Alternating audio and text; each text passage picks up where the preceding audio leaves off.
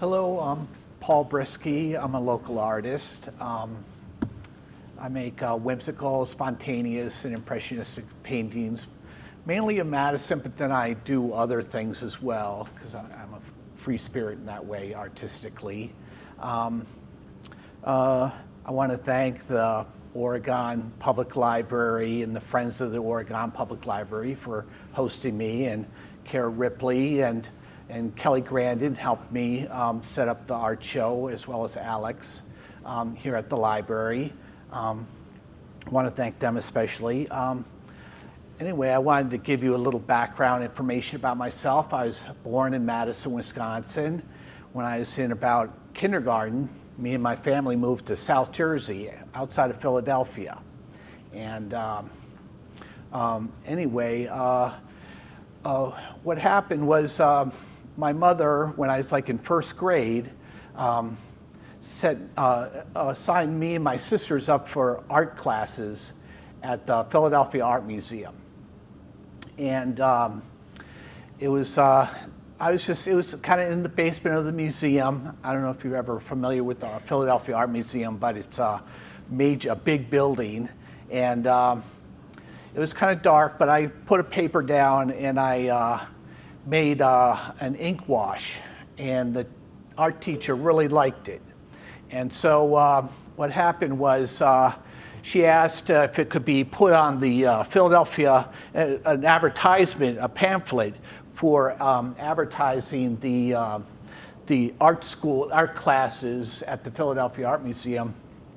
Took a couple of years to publicize it, but what impressed me as like a first grader was that me and my mother had to make a special trip up to the museum, go up into a big office with like a director and sign all these legal papers to allow them to publicize it. So it like impressed on me that even as a little kid, when I, in first, second grade, that someone could like value something I make. And so it really etched that into my conscience, as well as my mother always just taking me and my sisters to art museums. And throughout my life with my mother, would go to art museums. But I didn't really take art classes till in middle school. They didn't really offer it. In high school, I took one art class, but I got into the University of Wisconsin here in Madison, and I was initially agricultural economics, and so I was taking regular classes. But when I first got to Madison to start school, I decided, well, with my interest in art a little bit, I'd want to take a painting class. But as a non-major with UW back then, you had to take like art history a couple of semesters and a drawing class. So what I did was I took the art history first couple of semesters, and like as a sophomore, I took a drawing class, and sure, the art teacher explained, cast shadows, contour lines, and vanishing point, but then he brought in a model. And so the first class, I couldn't quite draw the model, but then second class, I really could. And I had all these cast shadows, and all the proportions were right. And I just said, well, this is something I can kind of do. So it was like around sophomore, junior year that I switched majors. My parents weren't too happy about that, but it was like in the 1980s. So the art market was really publicized. Like neo-expressionism was happening, and people were graduating from art schools selling paintings for $9,000-$10,000 a piece before the paint was even dry. But of course, by the time I graduated in '88, kind of the art market had imploded a little bit. And in the meantime, my parents had moved to the Middle Eastern country of Kuwait. So I graduated, went out to Kuwait. I worked at an American school. But ever since graduation from college, I would keep a sketchbook. So I would just like make a quick sketch in the sketchbook, just spending like 5-10 minutes a day making a sketch. If I was like at a restaurant, I'd sketch in there. And if I was traveling, I'd sketch wherever I was. And if I was sick, I'd sketch the inside of my room.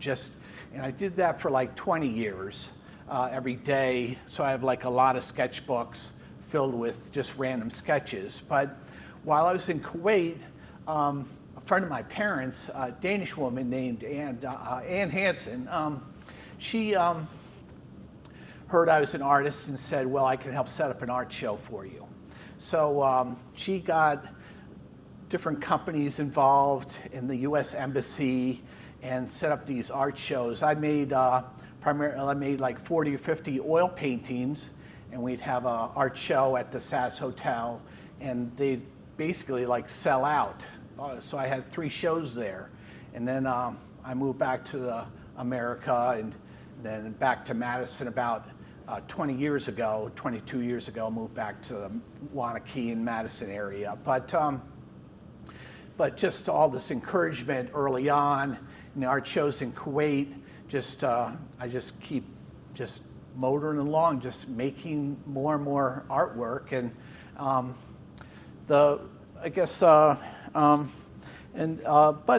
right now I think what I want to do, since you can kind of see an example of one of my paintings, it's considered more, it's evolved to be more amateur or outsider art genre, and we're going to play a video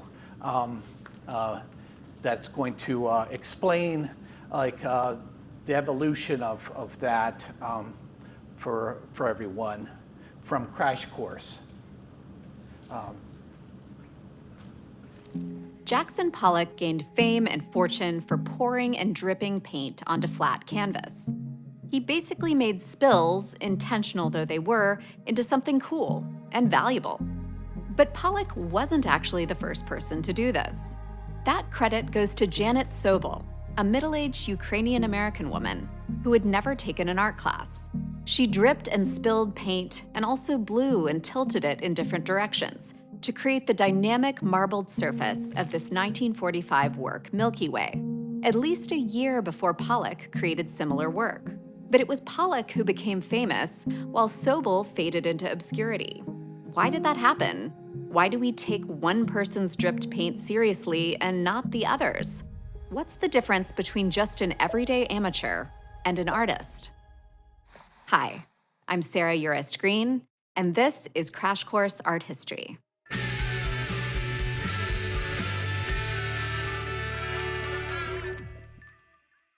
We know that Sobel directly influenced Pollock, who first encountered her paintings with art critic Clement Greenberg in 1944. Greenberg was impressed by Sobel's works and wrote about them. He considered hers the first truly all-over pictures he had ever seen, a term he coined for paintings that don't really have a focal point and treat the entire surface evenly. Some say the parts of Sobel's identity that drew attention to her at first also fueled her dismissal. After all, she was an outsider with no formal training, and it didn't help that Greenberg described her as a primitive painter and housewife living in Brooklyn. Essentially, Greenberg positioned her art as less serious than Pollock's. He considered her an amateur. If you look up synonyms for amateur, you get words like incompetent, useless, or unskilled. Pretty harsh. But society hasn't always treated amateurs this way. Back in early 18th century Paris, the term came with some respect.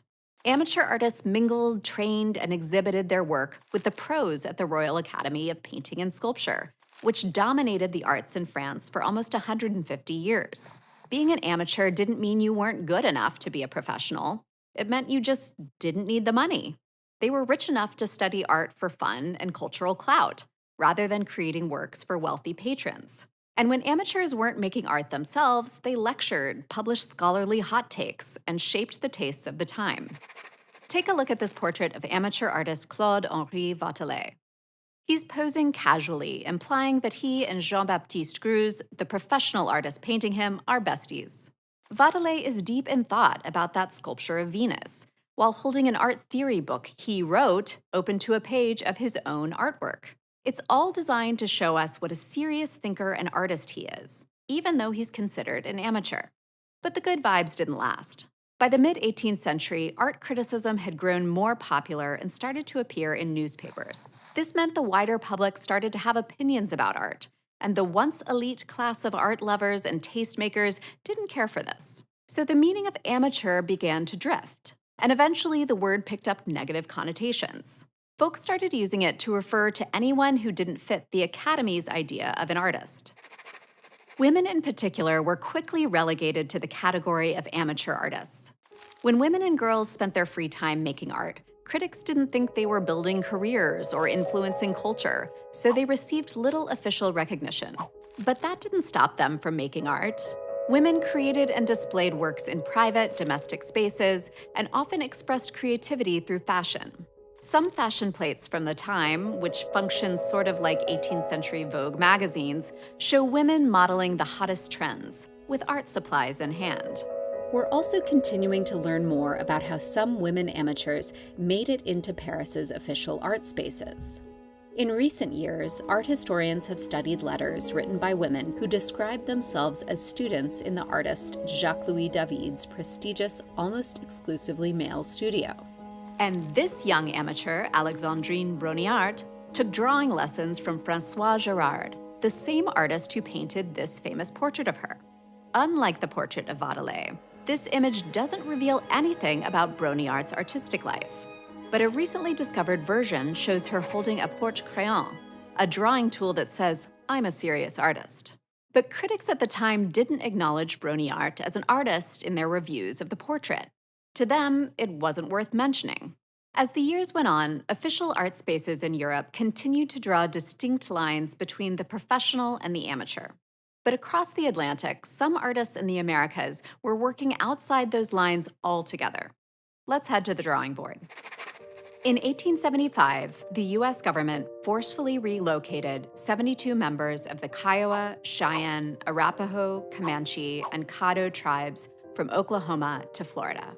All were accused of crimes against white settlers and imprisoned for 3 years at Fort Marion. In an effort to force them to adopt dominant American customs, they were made to cut their hair, wear military uniforms, and study the Bible. A young Kiowa warrior and artist named Woha was among the prisoners. He created sketches during the time he was imprisoned. Some show his life before incarceration, like this one, of a couple wrapped in a buffalo robe. Others reflect life in captivity, like this drawing of mourning lessons, observed by a transparent figure in traditional clothing. After 3 years in prison, Woha had a choice: return to a reservation or continue boarding school up north. A drawing from around that time echoes his dilemma. On one side, he's flanked by a buffalo and a Kiowa teepee. On the other, a domestic cow and farm. By then, the US government had already pushed the Kiowa and other groups off their land, while nearly exterminating the buffalo they depended on. Woha's drawing evokes a feeling of suspension between two cultures, personal to him, but shared by many indigenous people. In the drawing, Woha extends a peace pipe toward both animals. In life, he returned to a reservation, where he spent the rest of his years. Woha didn't study at an art academy or display work at the Paris Salon, but that doesn't make his art any less impactful, poignant, or worthy of preservation. In fact, his work has since been shown at the Metropolitan Museum of Art and the Smithsonian.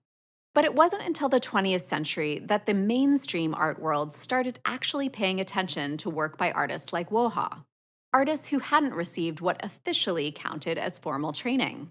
This led to new categories for organizing otherwise disparate types of art, which some called outsider art. It was also called self-taught art, visionary art, and intuitive art, among many other terms. In the 1940s, French painter Jean Dubuffet, for example, became fascinated by artwork made by children, incarcerated people, and psychiatric patients. He described their work as art brut, or raw art. To him, it was open, honest, and free from rules or greed. That made it better than work made by formally trained artists, at least in the eyes of Dubuffet. In the 1950s and 60s, other artists and collectors became interested in art brut, but Dubuffet wasn't having it and started refereeing its boundaries, weeding out the artist he once considered good but now viewed as too trained or deliberate. Sort of like those people who stop listening to a band once they go mainstream. But in defining this group, Dubuffet drew yet another box around who could be considered artists. So he just created a different, equally limiting definition: amateur hour. And also, my friends, one of the many reasons we won't be officially defining the word art in this series. Despite the popularity of art brut, recognition was hard to come by for outsider artists in the 20th century. Take, for example, artist Martin Ramirez. Born in Mexico, Ramirez moved to the United States in 1925 in search of work to support his family back home.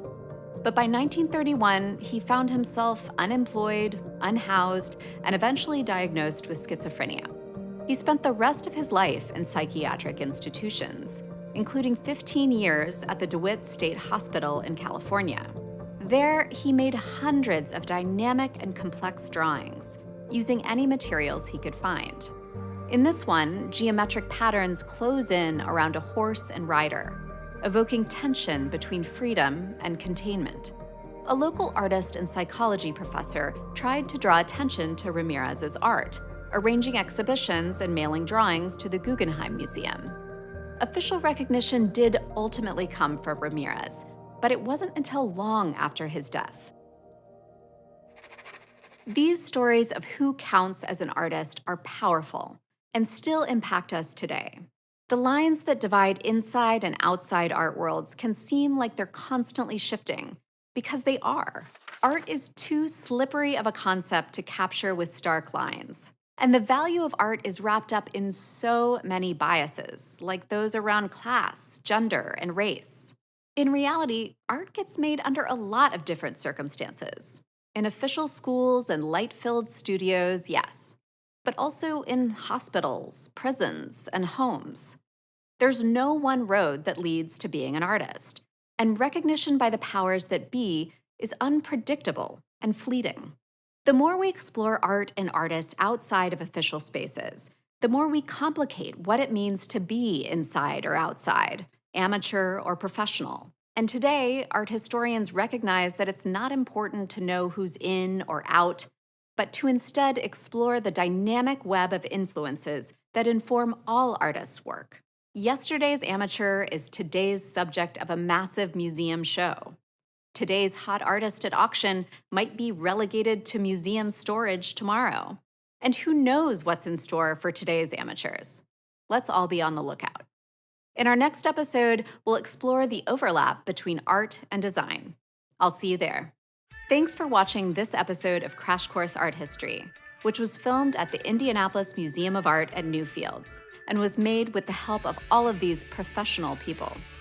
If you want to help keep Crash Course free for everyone forever, you can join our community on Patreon.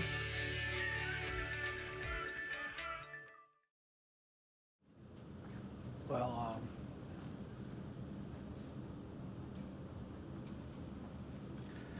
I guess that's the focus of me being here, is to encourage you just to make art, no matter what your skill level is, and you can make it from different themes and any way you want, and to make your own art is the focus of my presentation. So and use artistic license and just best art advice I ever got was just, especially drawing, just draw, and if you just draw just a few minutes every day, then you develop a theme or skills that you can appreciate in yourself, and then work on from there. So next step in the presentation is for me to make a demonstration of my artwork, just to go over my materials. A lot of times I use cold press watercolor blocks, they're called, so you can they're already pre-stretched on there on the watercolor paper, and you can paint on them and then peel it off, and then there's like 10, 20 sheets on each block. In the exhibit upstairs in the reading room, a lot of my pieces are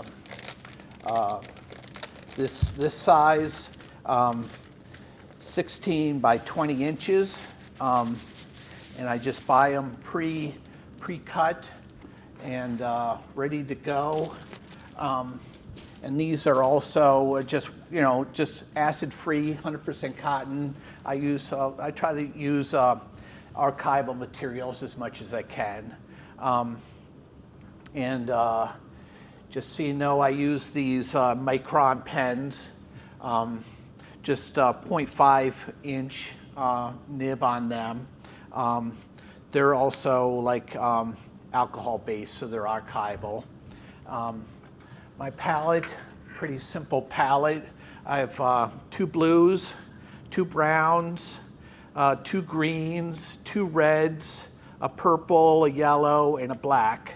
And I pretty much just, and then a lot of times I'll just like mix the colors on the paper if I want variations of that. My general technique is to use just 3 different brushes. A big one, just to do large washes, a medium-sized one, and a small one to add detail. So I kind of keep it pretty simple. I have, when I'm traveling, like if I'm in a coffee shop, I'll use my little cup, which has a lid for water, and here I just filled like this big cup, but I usually just use this small one. For me, like a lot of times, if it gets a little muddy or something in the water, it still adds to the character of the finished piece, which is what I like. A lot of other people might want to have just the bright colors, authentic colors, or have a bigger palette, but I just keep it simple. When I'm like, I usually sketch on site, so I go down to like State Street, and I'll have my, I'll take a canvas, and then put my paper on it to hold it for support, and then just kind of kneel down on there, sit on one of the benches, and just sketch on site is my usual thing. But since I'm here, I'm going to do a demo of me just sketching doing a State Street scene,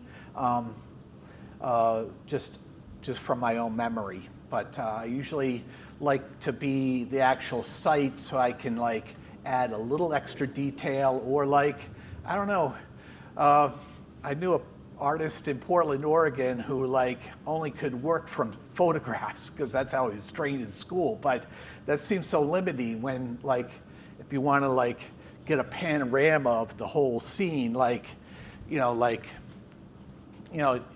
be hard to have a photograph that would cover the whole scene, and then you can use artistic license to add more dimensions and change where you want things, so you can see what is most important to you in the presentation, and what your finished product will be.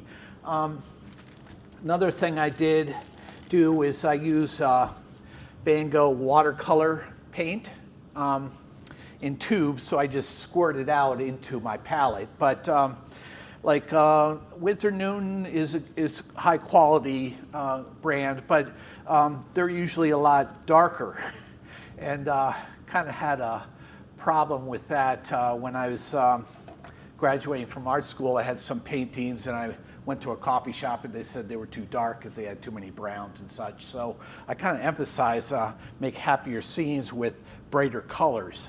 So that's kind of the focus there. But right now, I'm just going to any questions? No, anyway. But anyway, on the field of outsider art, I just kind of believe that there's magic and beauty through art. Yeah? I have a question. So when you're in your space, you know, where you're sketching, and you're looking at something, like what do you find, like, how do you make an interesting picture? Because I can like take a picture or look at a picture, but it like doesn't have the same like appeal that when I see paintings, I'm like, oh yeah, that is an interesting angle, or like, so how do you get to that? Well, I guess it's come from practice, but yeah, to get to something like this, you have to think of like, what do you want in your foreground, your middle ground, and your background? So you have to like, and then you have to organize your sketch accordingly. Just so you sit there and kind of look at your scene and figure out what emphasis you want to have. You know, what focal point you want. Like this is kind of the Capitol building, and so then you build your sketch around. You know, for me, I start from the left and work to the right, but I focus. I make sure there's space for the focal point. Anyway, yeah, and then just try to, and that's what's most important about being on site is like if the sketch goes here, but then there's more room on this side, that I would be there to know to add what's there, because I'm working off of life like that.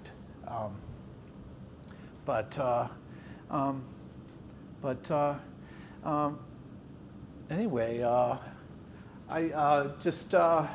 it's good to have a good sense of humor when you're making sketches, and that's the whole thing. I make a sketch, but I don't always keep within the lines, and you have to kind of just, you know, accept mistakes, and that's what you get when you go to art museums a lot, is that you'll see the mistakes of the artists. Like you could see a Rembrandt and you could see, well, he built up the paint, which maybe he's doing on purpose, but other times, you know, like, and you get to see the brushwork or over painting of a painting. It makes it very fascinating to go to museums like that and see works live like that. But that's what it's very important with art to accept mistakes and give grace to the artist that, you know, they did different colors for this for whatever reason they wanted, or certain things bled into other areas, and that makes it a work of art like that, because it's a human endeavor. But I don't know if everybody wants to come up front. I'll make a sketch of State Street, and I was going to do a demo of me painting it a little bit, just showing you my general technique a little bit. But anyway, I just.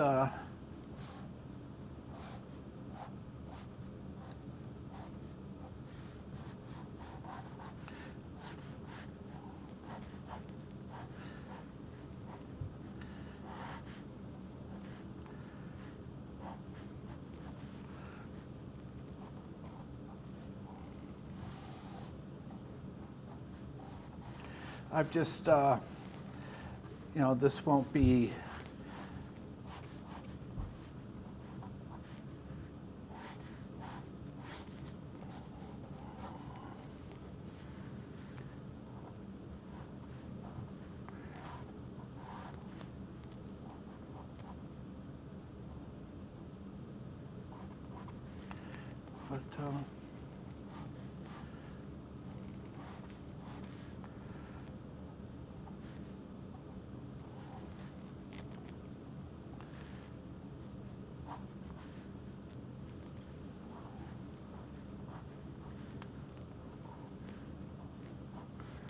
but,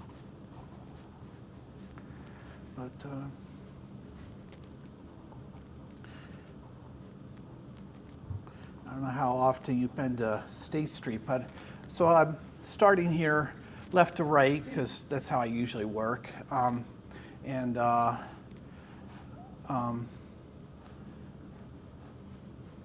then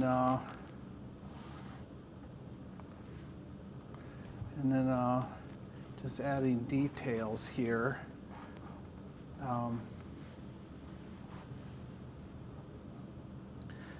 From State Street, and I don't know how often you guys get to State Street, but there's a restaurant right here.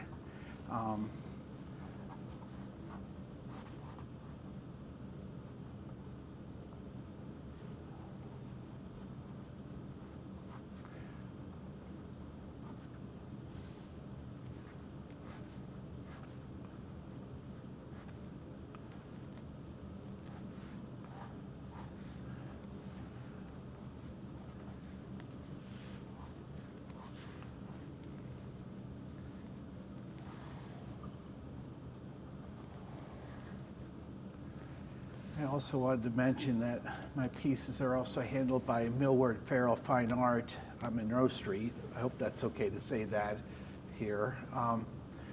They handle my local scenes. And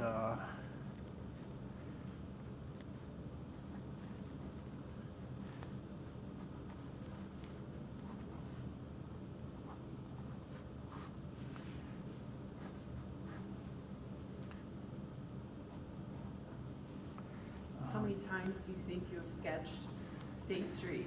well, yeah, I usually do it on site, and you know, I've been here for 22 years, and it's the main piece that I work on. Like, it's like my most, you know.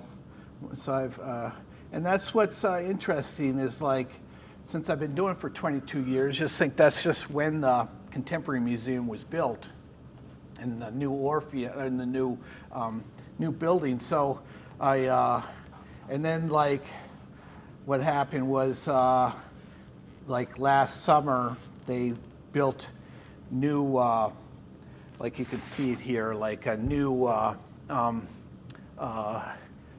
bus stop that's on State Street. So that makes all the other ones, so I have to go back and remake, you know, I have to start, you know, keep making them, you know. So there's,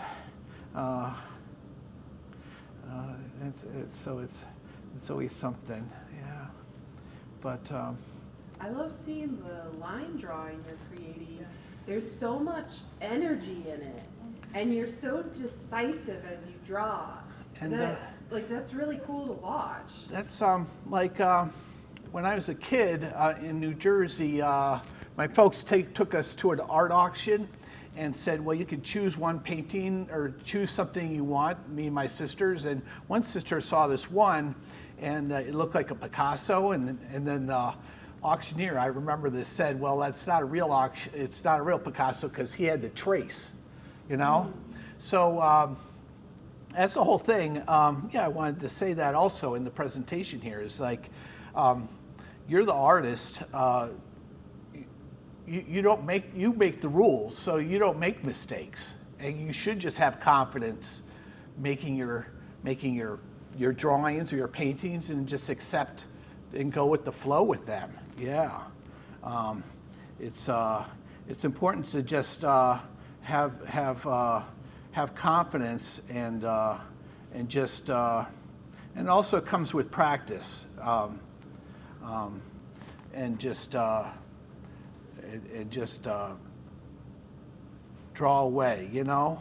That's it's important to just have confidence. And yeah, I don't really like artists that like do little dashes to build up, you know. Just go for it, you know. Yeah. But of course, I have a lot of experience making this scene,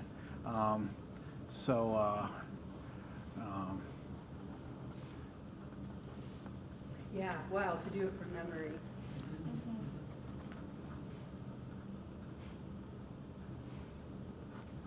Because I know what it looks like, but to like then recreate it from, I don't have that amount of. like And But- to give your proportions and perspective all looking good too.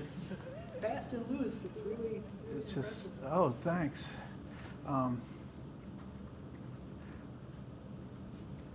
And, I just, kind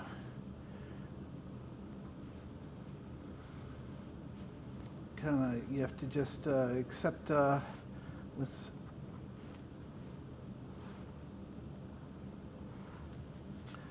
and,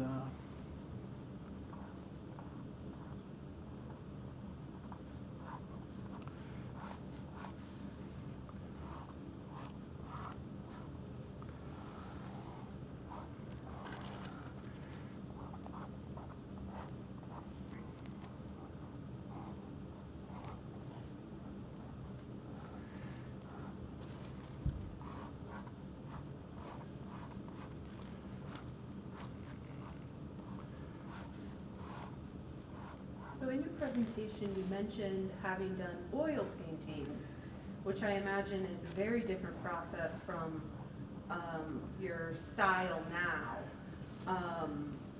How did you evolve from that into your current watercolor and line drawings? well, anyway, I was in Kuwait, and I had those art shows that were oil paintings, but then they were having an art fair, and they said, well, would you like to participate? Sure. And so what I did was I just had all these sketches, and I thought, well, I'll make a sketch, enhance it with a little color, and make little watercolors for the art fair, a little smaller.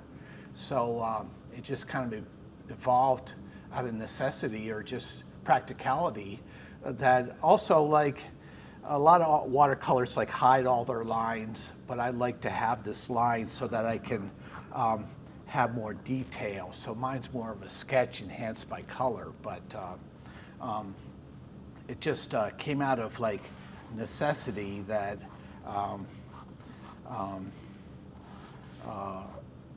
that I had to that I wanted to participate in that, and so then I just made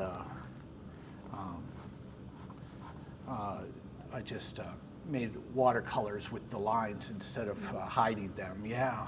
I mean, I took one watercolor class at UW, but I guess like colleges don't really offer watercolor classes anymore.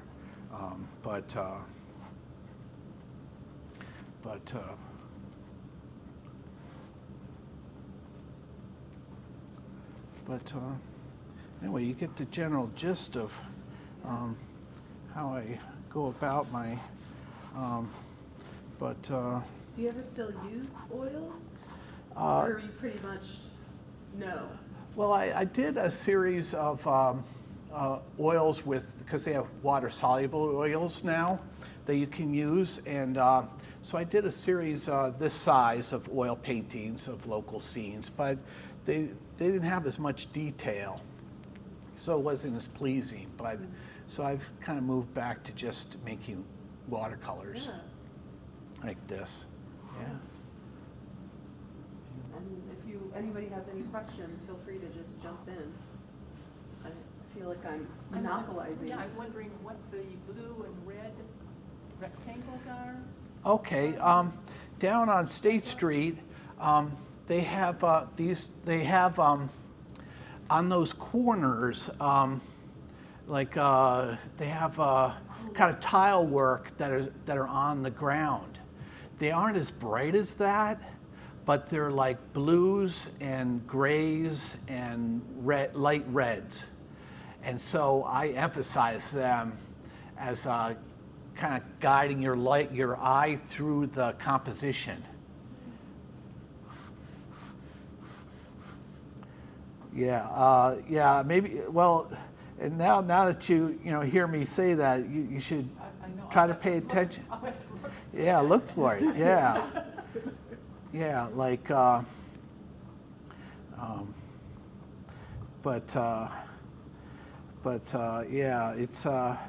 it's and also they have them right up just in front of the Capitol here, right in front of the Capitol, and here and here and here and here.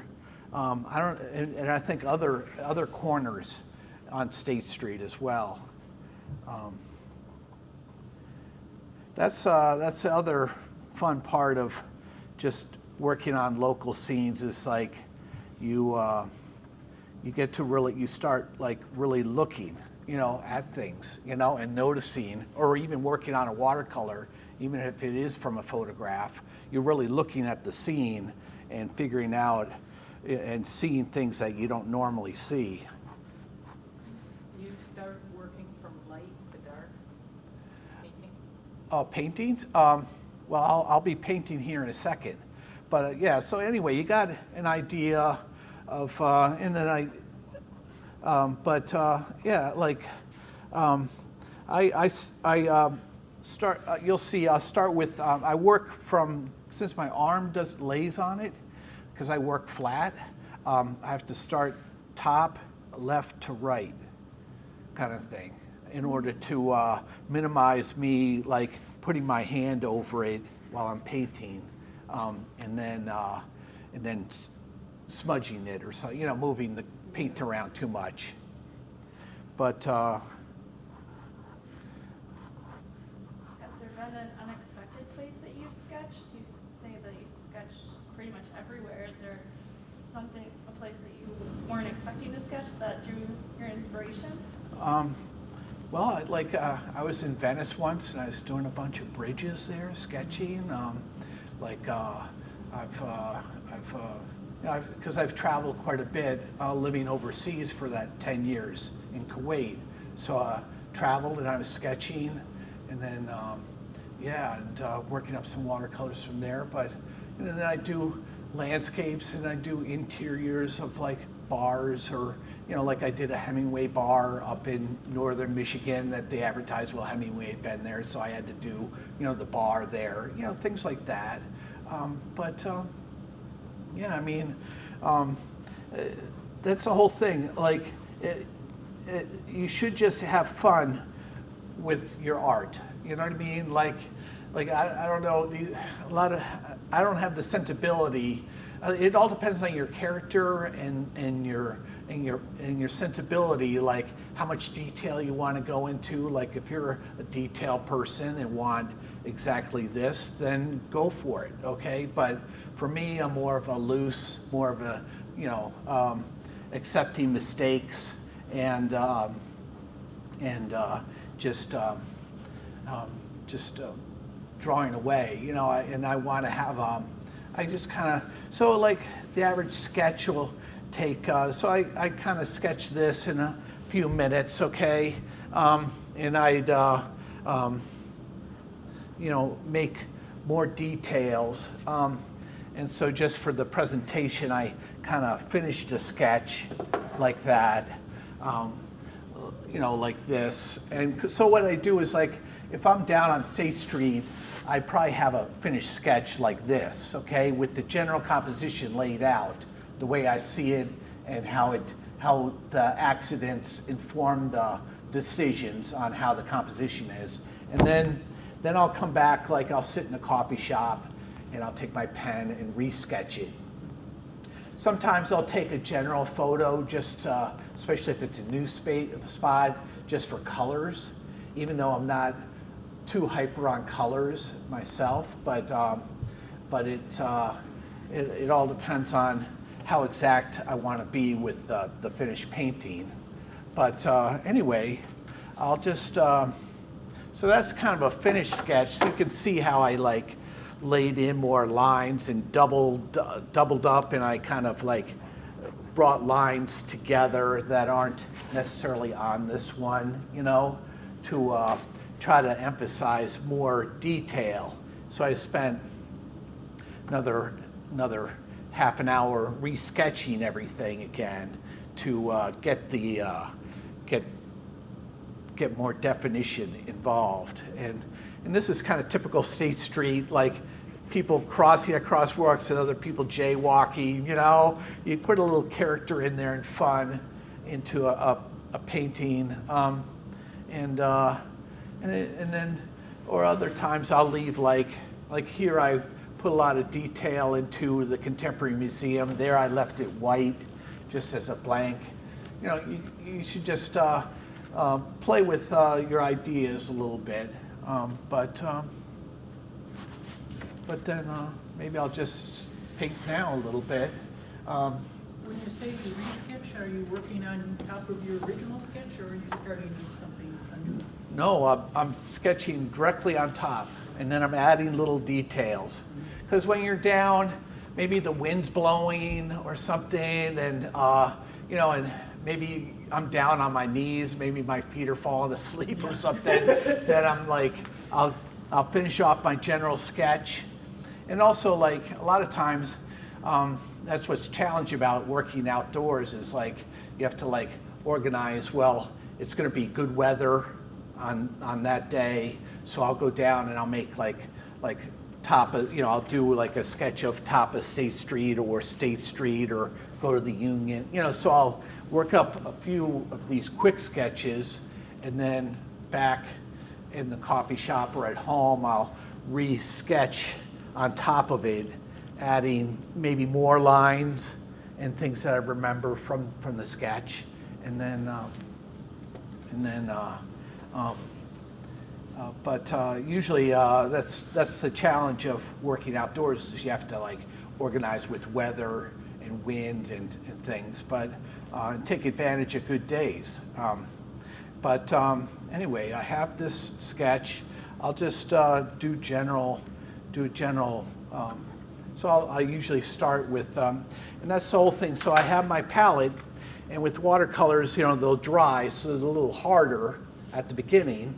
Like if you're working on an oil painting, it'll be, the paint is fluid already, so it's a little bit of a different technique. And then with the watercolor, all of your whites have to stay not painted on. Because it's, I mean, there are ways of lifting to bring back lighter colors, but you got to take advantage. So even with the watercolor, I'll paint light, and then I'll reinforce again. Maybe I'll get to that point with some of this painting of this piece,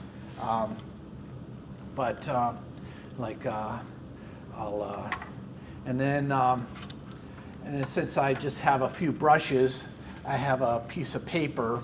You can see it here, like I'll dab it to clean it between colors so it doesn't get too muddy. So you have that to keep in mind as well. And then you know, studying art history, you can like know Cezanne, if you know him. He's a post-impressionist painter, like, and just inform yourself that like how brushwork can go. Like with my skies, I usually just go horizontal instead of trying to go, or vertical instead of going horizontal, and so because and I'll just paint away here, and then you got to keep in mind when I'll show you how, like, the advantage of doing this, like certain colors. So as the water is going onto the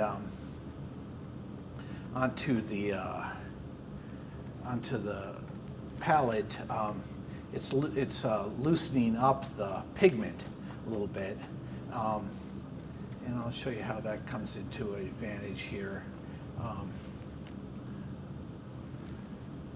You ever put water on the paper and then paint over a wet area? I generally don't do that. Yeah, I just go straight pigment. But yeah, I mean, other people, do water down their and then it makes for more fluid. But I don't mind if, like, my brush strokes show up, you know. Of course, with the sky, you can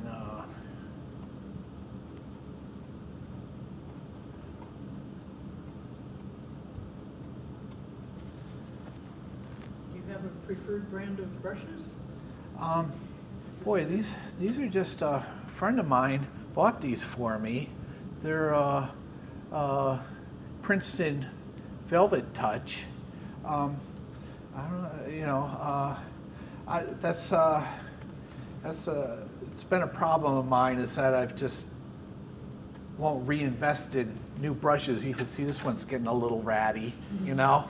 I could reinvest in getting a better brush there, yeah. But Do you like natural hair ones or? yeah, well, yeah, the natural hair, like, yeah, I mean, yeah, you don't, I think it holds water better. I mean, most art stores will advertise, well, this is a watercolor brush, yeah. But it's hard to know if it's going to work with your technique, you know.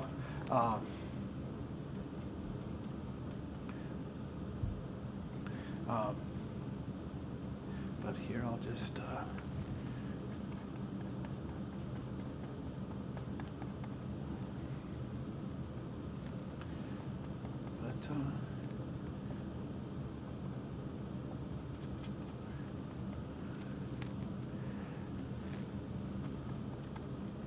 this guy usually takes the longest to paint in, but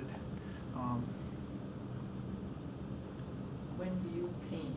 Morning, afternoon, or is there a favorite time? yeah, like I just don't really work on art at night because it keeps me up. like if I, especially like, yeah, after 4 o'clock, I just don't work on anything, even sketching really. I'm pretty much like, I'll go to State Street, get there at, 10, 11 o'clock, make my sketch, and then resketch it. And then, so, yeah, a painting can take a few days, like, usually, because I'm like, what I'll do is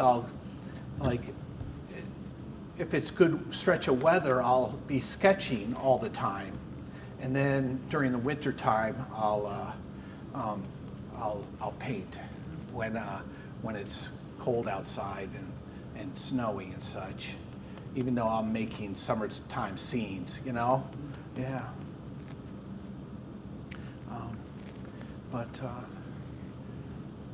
Yeah, I guess there's a lot of myths around artists staying up really late at night and working on things, but anyway,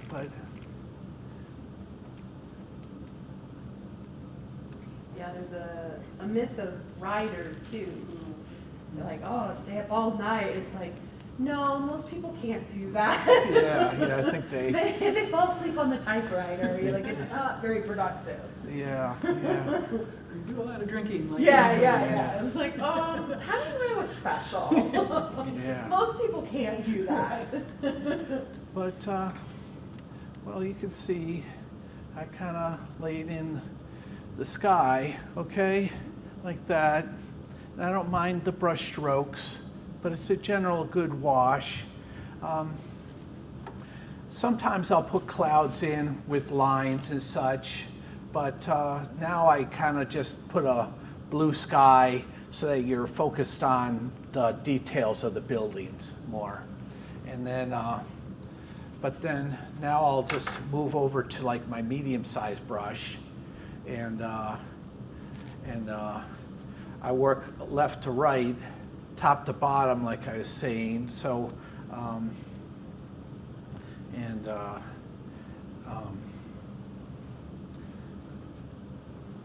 and then also, even though it's probably not necessary, but I try to conserve paint. Like if I'll have a brush with reds, then I'll try to like do other areas of the painting that are red as well, because I can always repaint it if it doesn't have as much pigment.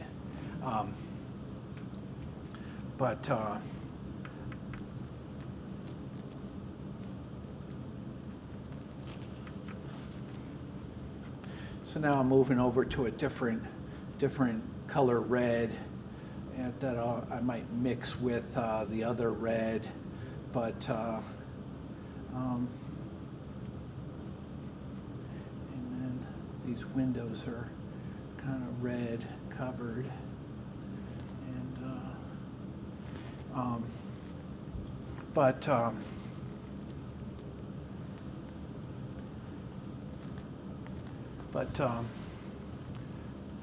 what I'll show you here, I'll take my detail brush.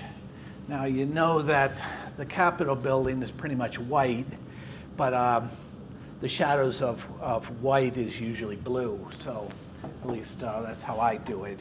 So I'll take, since my palette is this filled with a lot of blue, I can get a lot of pigment with my detail brush because a lot of my lines I'll resketch or repaint over to emphasize the color of that line.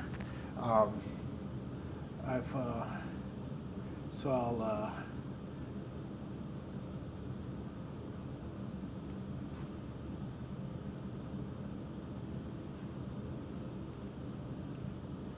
but since that I can grab on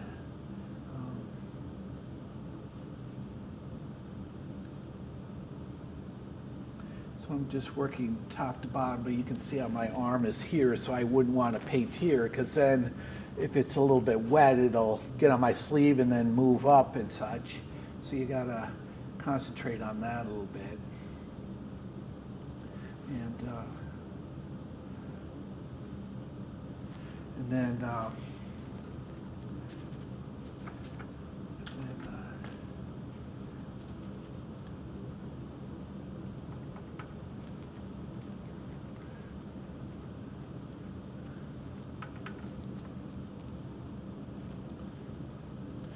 then the color of the brick on the side of these buildings is usually like a light brown. So I'm just laying that in here. And then Do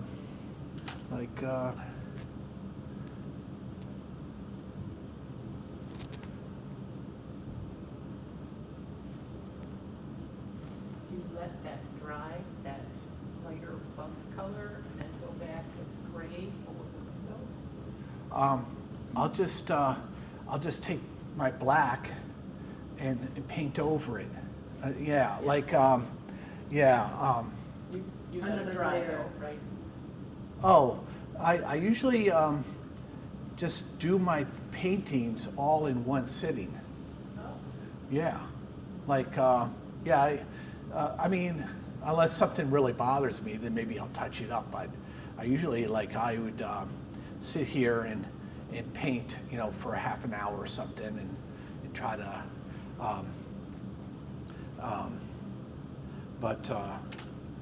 It just seems to, yeah, I'm super fast, and then I'm not scared to make mistakes, I guess.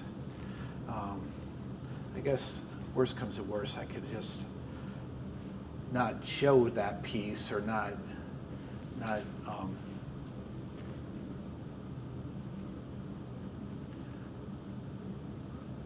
Yeah, I find it very inspirational how loose you are and just go with the flow. It's really fun to watch. Oh, yeah, I've done other little demos and people find it relaxing to see me paint. Just decisiveness, like no hemming and hawing. You're just like, it's now green. I've now used red. Yeah, Pronouncing red. Yeah, it's. You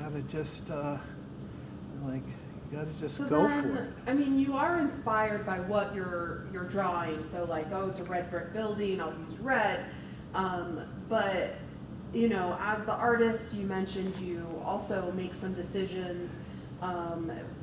Use your, what was it called, the artistic license, right, yeah. to make some decisions. And so, when I'm thinking about making a decision artistically, I agonize. And there's no agony here.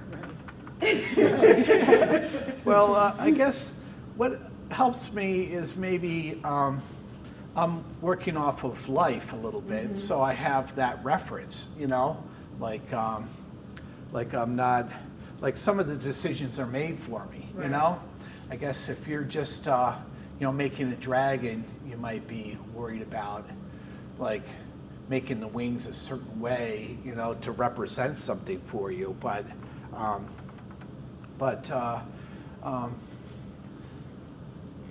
that's the whole thing, and you know, you just gotta, you know, yeah. But So do you find that it's more like, oh, on a whim, I'm gonna make this a little angled differently, and oh, that worked, I like it, or oh, that didn't work, I'll try again.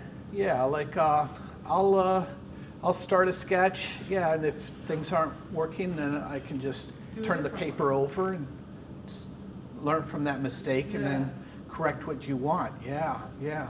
Like you know, but this sketch seemed like it was working okay. I mean, I had a lot of things in the foreground that are bringing your eye up and such. So this seems like it's working, you know. Yeah, like. You know, and it's fascinating because, well, like how I described it is there's no agony here in your process, but then the end product is also, you know, very joyful. So then there's something that must come across in that process that is just bringing it, you know, decisive, bright, like happy, you know, movement, energy. Yeah. Yeah, I just, yeah, I like, yeah, I guess I'm not, I just like painting, so I just don't sweat it. Yeah, I just, it's, You just like it. I just like That's it, so, awesome. That's yeah, awesome. so I just, yeah, like, you know, that's the whole thing. You can go with the herd, you know, and worry about the herd, you know, and what everybody's, you know, I've had one woman actually bought like 3 paintings of mine once. And then like 2 weeks later, you know, they were like this. She brought them back and said, I talked to my colleagues and my relatives, and they said, this is not art. And she gave them back to me. You know, things like that can happen, you know, when you have a different style, you know. That's why I wanted to have the presentation with outsider art, just to inform like the viewers of the YouTube video or anybody that, you know, you should just open your eyes to all sorts of different styles and appreciate, sure, now you know this didn't take too long, but like that you can like still appreciate, you know, this art of different techniques, and yeah. Yeah, you just put in your windows. Well, I know. I was worried about those windows. Yeah. Well, we're just about right at 3 o'clock here. Okay. Well, you got it just about Yeah. idea. So I put some details in.